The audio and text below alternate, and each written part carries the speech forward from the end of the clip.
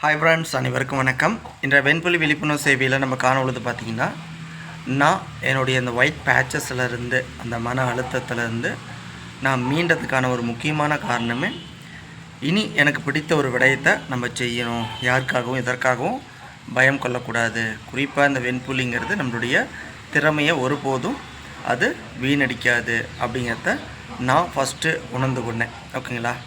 நானும் ஒரு காலகட்டத்தில் பயத்தில் இருந்துக்கிட்டு வீட்லேயே முடங்கி இருந்தாலும் கூட என்ன நான் தான் மெருகேற்றிக்கிட்டேன். இன்றைக்கி நான் உங்களுக்கு சப்போர்ட்டாக இருக்கிறேன். ஆனால் எனக்கு அப்போ யாருமே இந்தளவுக்கு ஒரு புரிதல் தர அளவுக்கு கிடையாது. எல்லாமே பயம்தான் படுத்திகிட்டு இருந்தாங்க.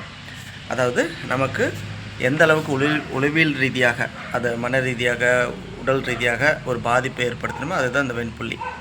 இது சமூகம் ஒரு பக்கம் நமக்கு ஒரு 10-20% சப்போர்ட் பண்ணால், மீதி 80% பீப்புள்ஸ் ஒரு டிஃப்ரெண்ட்டாக தான் நம்மளை பார்ப்பாங்க. இருந்தாலும் அவங்க இப்படி பார்க்குறாங்கிறதுக்காக நம்ம வீட்லேயே முடங்கிறது அது மிகப்பெரிய ஒரு முட்டாள்தனம். இதை பல ஆண்கள் பெண்கள் செஞ்சிட்ருப்பீங்க. குறிப்பாக பெண்கள், நீங்கள் ஏதோ ஒரு விடயத்தில் சாதிக்கிறதுக்காக தான் பிறந்திருக்கிறீங்க. எந்த ஒரு மனிதனும் பிறக்கிறங்க இறக்குறங்க அப்படி இல்லாமல் நம்ம லைஃப்பை என்ஜாய் பண்ணிடணும். ப்ளஸ் அது நாளை பின்ன மற்றவர்களுக்கு ஒரு உதவியாகவும் இருக்கணும்.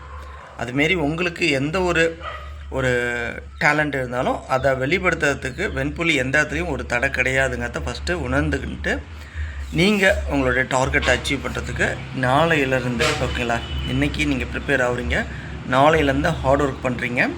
இது மூலியமாக நீங்கள் லைஃப்பையும் என்ஜாய் பண்ணிடலாம். ப்ளஸ் நீங்கள் அச்சீவ் பண்ணக்கூடிய அந்த டார்கெட்டை வின் பண்ணிடலாம். ஓகேங்களா?